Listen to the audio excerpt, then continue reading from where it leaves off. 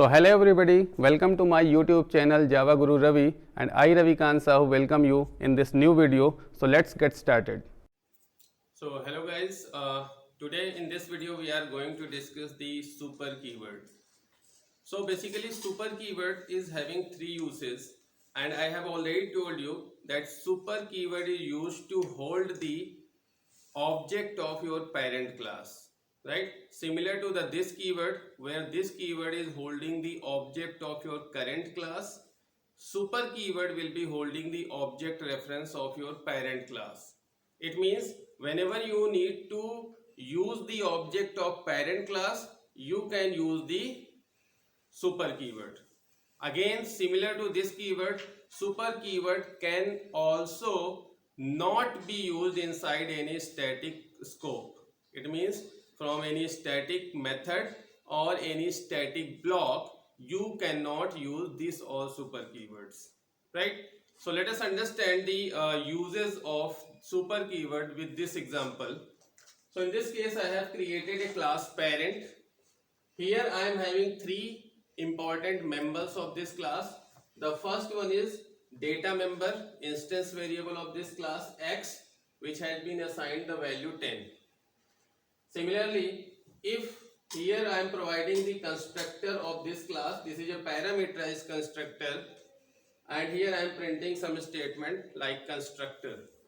Then third thing is a method I have created here, that is void test, and here again I am printing some statements.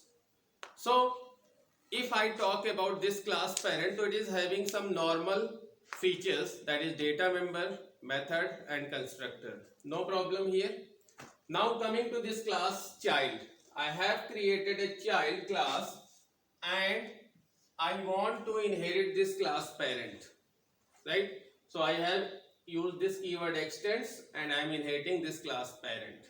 So when I told you, when you inherit some particular class, so why you are inheriting it? Because of two reasons. Either because of the code reusability or because of is a relationship establishment. So here when you inherit any particular class, so if you feel that this particular method or data member is okay for me, I can continue with the same parent version. But if you feel that okay, this particular implementation is not good for me, so you can override it, right? So same thing we are doing here is, from the parent class I was getting some x variable with the value 10. It is getting inherited here, but I am saying I am not happy with the 10. Let us create my own int x here. So is it allowed? Is it a problem?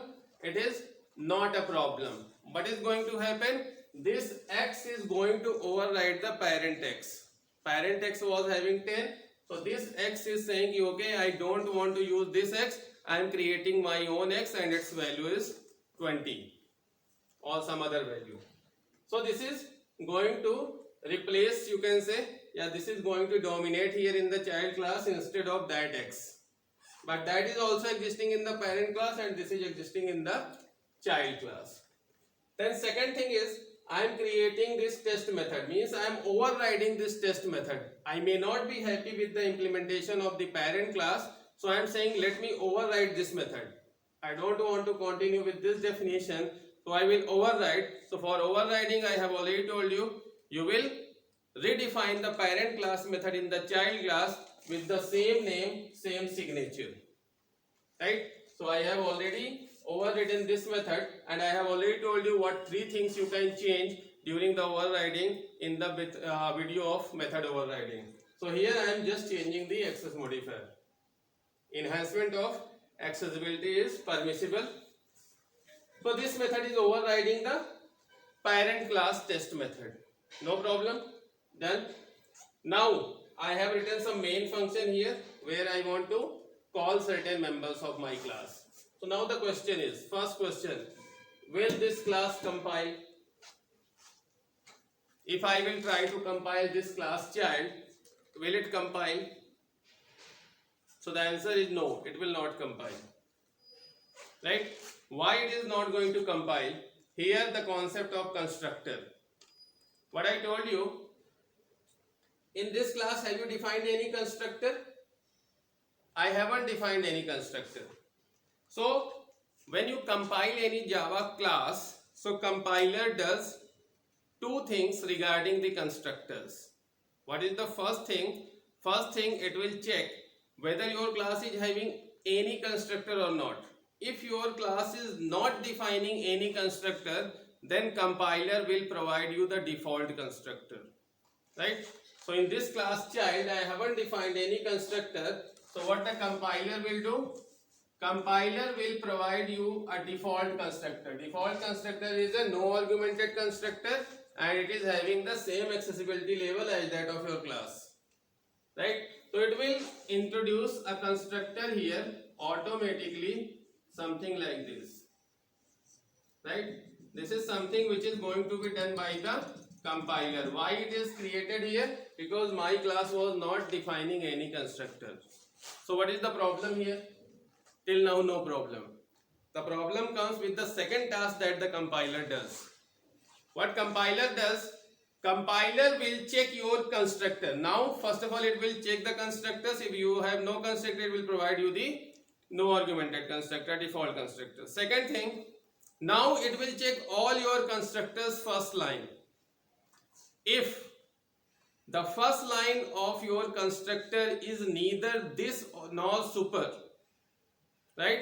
If in your constructor the first line is not this or super means this as a constructor call, I have already discussed in the this, or super as a constructor call. So this super as a constructor call is used.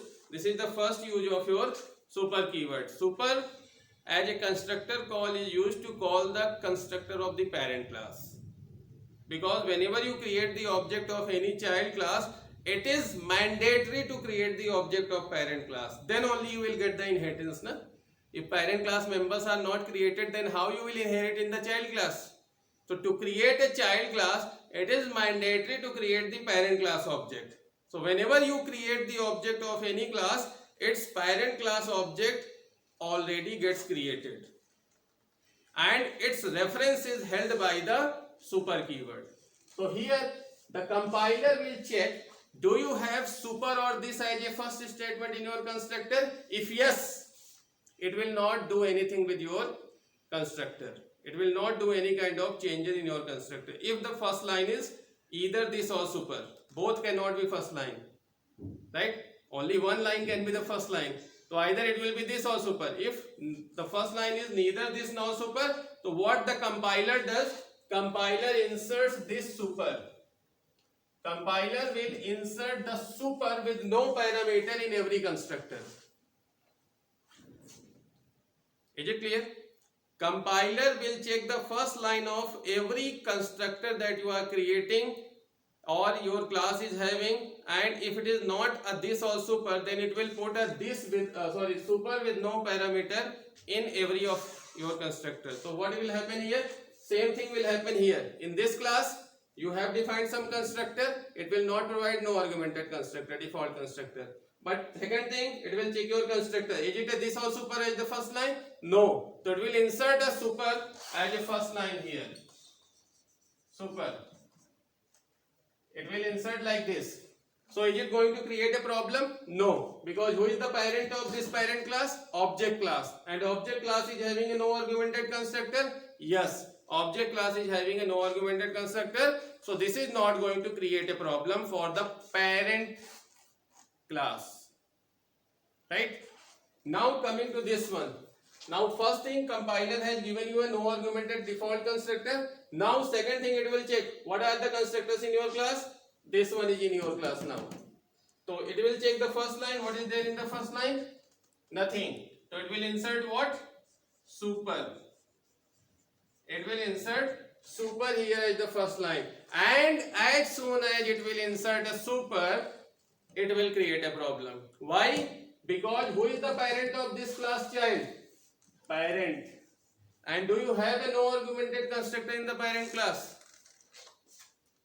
There is no argumented constructor. We are having one parameterized constructor only. That's why this is a problem.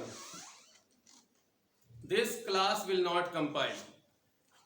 And that's why there is a concept generally it is a moral responsibility which says that if you are providing parameterized constructor, then you should also provide the no argumented constructor, right?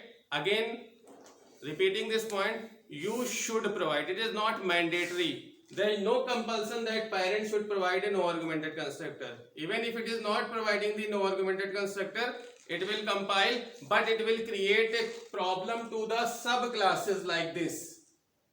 The subclasses will come into the problem when they are providing their own constructor, and for that reason the super keyword is provided. You okay? If parent is having certain problems, let us take care of that. So what is the solution? The first solution is this cannot be compiled. That's why I said this class will not compile, because compiler will give you a no argumented constructor, and in that no argumented constructor it will add super, and you don't have a parent class no argumented constructor. So this is going to create a problem, means you cannot continue with this class. So what you have to do is, now it is a problem for the child class. Now child class will have to create its own constructor. It becomes mandatory for the child class to create a constructor. Otherwise, writing a constructor is not mandatory, right? But because parent class is not following its moral responsibility, it is not providing the no argumented constructor, so here it will become mandatory for the child class, right? So now what I have to do here is, I have to manually provide a constructor here. It is mandatory now, right? So what I'll do here is, I'll create a constructor of my class child. Now this is the same thing that the compiler was giving you, but I am also writing the same thing. So what is the difference? Now I can put super here. In the default constructor provided by the compiler was putting super, but here I am writing this constructor, so I can put my own super, and I know which type of constructor is available in the parent class. I know that if I not write here super, compiler will again insert this wala super, and it will insert this wala super, so my class will not compile. So I'll say, let us divert the call to the parent class constructor. This is a call divert feature. In the mobile phones you might have heard, na? Call divert. So otherwise normally the call will go to the no argumented constructor of your parent class. I want to divert the call to the available constructor. Which constructor is available? Int type. Int type constructor is available. So how from the child class I will call the constructor of the parent class? Using the super keyword. What I'll write here is, the first line I will write here super with int type, something like this. So the first use of super keyword is calling the parent class constructor, and sometimes it is optional, but sometimes it becomes mandatory, right? So first use is calling the parent class constructor using the super. Again, this super must be the first statement in your constructor, right? So this is your first use. Second use is, now suppose from this main function I want to call this test method. So how you will call this test method? From this static, this main method is static, so can you call it directly? From static to non-static you cannot call directly. What you have to do is, you have to create the object of your own class, right? Because from static to non-static members can be called only with the help of object. So I will write here child obj is equal to new child. I will create the object of child class, then I will call the test method. So I will write obj dot test, right? So this test method is called. Now it is printing child. I am printing here child. Now I want to print here the value of x. I want to print here the value of x. So which value will be printed here? X. It will print obviously the value of its own class 20. So it will print here 20 only. But I am saying ki, okay, I am writing here 20, it will print 20, but I want to access this value 10. How you will access the value 10 here? Again repeating the same thing. There was a x variable in the parent class, same x variable I have redefined in the child class. So definitely in the child class this value will dominate, but I want to access this value. How you will access this value? So there are two ways. One way is create the object of parent class, and then using the object of the parent class you can access it. But why should I create the object of parent class? I have already inherited the parent class, so I need not to create the object of parent class. Here I will use the concept of super. Super says, okay, if there is a same name variable declared in your own class, so you can access the parent wala version using the super dot member name. So what I can write here is, I can write here system dot out dot println super dot member name is x. So super dot x will print the value of x here, but this x will print the value of this one. So this is the second use of super keyword. What is the second use? You can access the parent class member without using the object of the parent class. How? Super dot member name, right? Similarly, the third use is you want to call the super class method. Means you want to call the parent class method. So normally if you are inheriting this class parent here in the child class, so all the parent class methods will be inherited here, right? And if you will directly call it, you will get that version. But in case of overriding, like you can see here, this method is overridden here in this class. So in case of overriding, if you will try to access this test method, so obviously this method will be executed because you have overridden in your class. So in your class your version will be executed, but if you want to access the parent version, so syntax is super dot method name.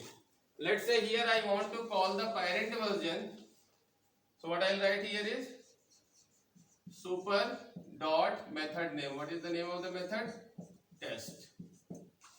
So this will call this method. If you will try to write here system dot out dot println super dot x, so this will access this x. So this is how one is calling the parent class constructor using the super. This is the constructor call. Second one is accessing the member of the parent class from the child class, super dot x. Similarly, calling the method of the parent class, super dot test. So this is the syntax. Instead of object of the parent class, you need to use the super. But the concept should be very clear. When we will be using the super, only when the member of the parent class is redefined in the child class. If it is not redefined, then you can directly access it. For example, if I do not override this method, so can I call the test method directly? Obviously, this is the only version. If I do not redefine this x here, then can I print this x value directly? Yes, obviously. So this super is used only when the parent class members are redefined in the child class. So how you will access the parent class data members? Super dot member name. How will access the method of the parent class? Super dot method name. And how will call the constructor of the parent class? Super with parameter list, and it must be the first statement in your constructor. So that's all about the super keyword. Thank you so much. So I hope you enjoyed this video, and if you find this video useful, so please like, subscribe and share with all of your friends so that they can also get benefited. Ravikant Sahu signing off. Thank you.